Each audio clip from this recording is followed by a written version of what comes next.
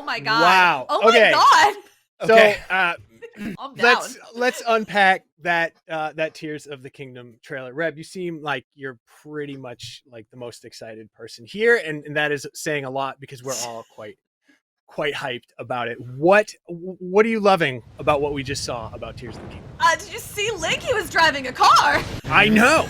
I love. I say this like happily. I love that I still have no idea what this game is about. Right. Not a freaking clue. Like, someone's gonna make a lore video in the next 10 minutes and put it all up there with a bunch of theories, and it's gonna be completely wrong, and it's gonna be great. Like, something about the blood moon, and that music is still there, and he's like lifting stuff and throwing it. He's driving a car and flying through the sky. I just want to be in this again. I love Breath of the Wild so much. That beast on the bridge covered in fire is really awesome. I think that like the thing that strikes me immediately about this, aside from just the darker tone and aesthetic, is the overhaul that all the enemies have. Like, they all seem stronger, smarter, they have cooler armor, they are more dynamic in the way they interact with the world. They can grab on the, paragliders and go flying around and stuff like that. Like, I'm playing Breath of the Wild right now, and a lot of this armor that these characters are wearing is different now. It's more robust, it's strengthened. I love it. Like, everything just feels more alive this time around. Yeah. Jeffrey, what are your thoughts? Where you at? Yeah, it's very. I'm thinking of like Ocarina of Time and the Majora's Mask. Yeah. And it's like Breath of the Wild, Tears of the Kingdom. Like, it feels very like almost scary for like a Zelda game. Like, when we cut to like the really like beautiful day, I'm flying through the skies, and then at nighttime I'm like, oh wait, I'm afraid. Well, it's already scary to be outside at night in a Zelda game because that's when all the monsters rise from the dead. But it sounds like that's the whole vibe of this game, and I'm very excited for that. It's actually true of real life too. The monsters come out at night. By the way, this is Nintendo Voice Chat. We are talking about the Tears of the Kingdom new trailer where Link drives a tractor through a big field that turns into a hovercraft. Brian, how you feeling?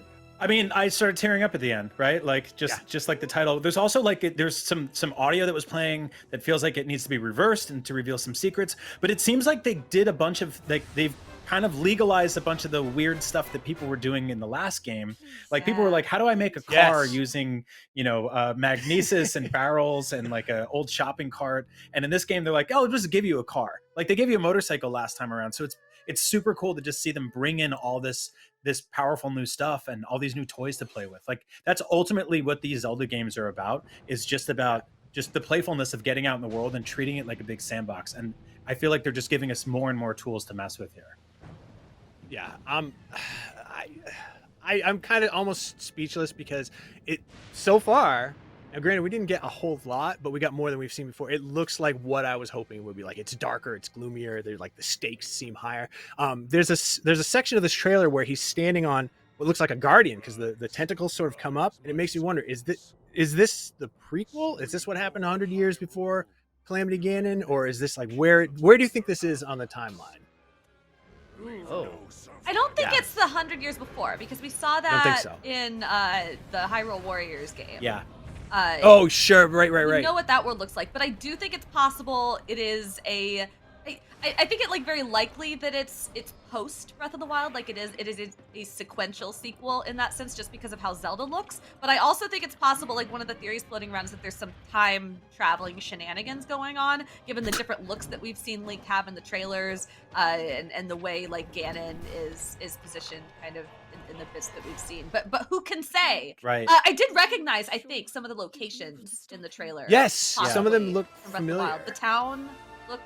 There's sort of like the layers theory here, where there's just, like there's that sub-layer where things are really bad, and then you could go up into the sky where it's almost Skyward Swordish. It's a little nicer. It's tough to say exactly just yet, but it feels like there's going to be a couple of like almost parallel, not necessarily dimensions, but just like regions that are stacked on top of each other. And so I'm wondering how all that's going to work. But man, it's so good looking. And like, I know we've had all these worries about, the Switch Pro and how this thing's going to run and stuff like that. I mean, it feels like they're pulling it off so far. There's obviously going to be some sections where you go into a busy forest and it slows down to 20 frames per second. But right now, I'm pretty happy about how this thing looks.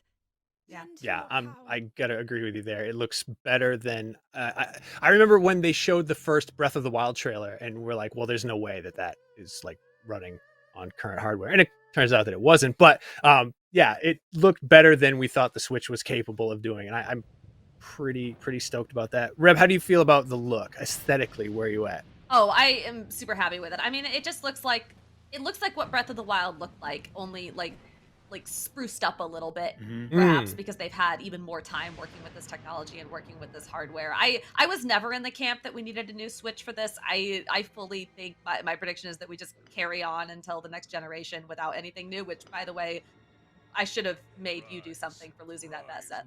Oh well. But that said, like the developers that have worked on this have been working with this hardware like so intensely for so long. They know how to make it sing. And so Brian's right. I mean, we're gonna go into a forest. There's gonna be some little goofy stuff, but I am confident that I am not going to be thinking about that remotely while I'm playing this. That voice we're hearing, that new villain, like we still don't know much about the conflict here. Right. So all of it is incredibly intriguing. I just cannot wait for this game. I really like what they're doing with the art direction this time around. It's just it's just like Jeffrey said, it's just like a little bit darker, a little bit more sinister. That new enemy right there that was just like made of giant mechanical cinder blocks. I'm so into that. Yeah. Jeffrey, do you have your credit card out? Will you be pre-ordering one of the special editions? I'm not gonna lie, I may have a tab open at Best Buy and Target. Shout out to big box retailers. Shout out to capitalism and corporations. I'm nervous because like it's funny. Like I'm glad that it's gonna like we're gonna play this on our 6-year-old Switch consoles. Right. But they obviously. I mean, I don't think they would have ever said what the price would be, but I'm going to be very curious when they're going to be like, all right, pre-order's alive and it's $70 and we're not going to explain it because we're Nintendo. I have to get that collector's edition. Just looking it up again, it comes with a steel book. It comes with like a booklet, like a poster or a map, some sort of pin set. Not sure the details of it set, but I definitely need that collector's edition for sure. Yeah, Jeffrey, there was those leaks yesterday of like, online listings saying that like this game was going to be $70. They didn't mention anything like that on the stream today.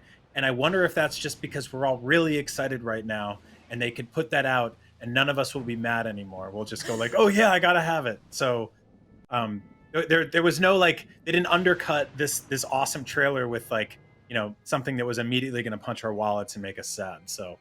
Yeah, there was like a brief moment during the Game Boy Advance reveal, which we'll talk about later, where I was like, all right, you'll need the triple expansion pass for this one. I'm like, no, but we don't need that. We're good. We're all good.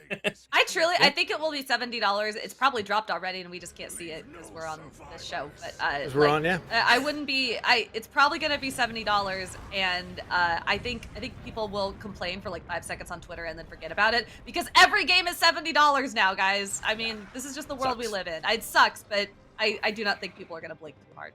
Eggs are $70 now. Eggs are $70. They have anti-shoplifting tags. Tears of the Kingdom, or you could buy one egg. No replay value. Which do you want? No.